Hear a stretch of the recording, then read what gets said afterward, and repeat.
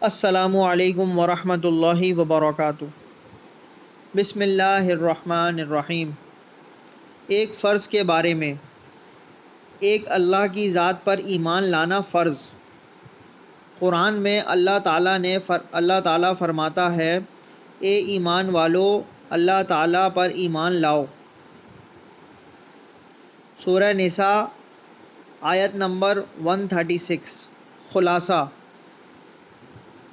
کسی بھی شخص کے مسلمان ہونے کے لیے یہ فرض اور ضروری ہے کہ وہ اس بات کا یقین رکھتا ہو کہ اللہ تعالیٰ ایک ہے اور وہی تمام کائنات کو پیدا کرنے والا اور اس کا نظام چلانے والا ہے، چاہے ہمیں نظر آئے یا نہ آئے۔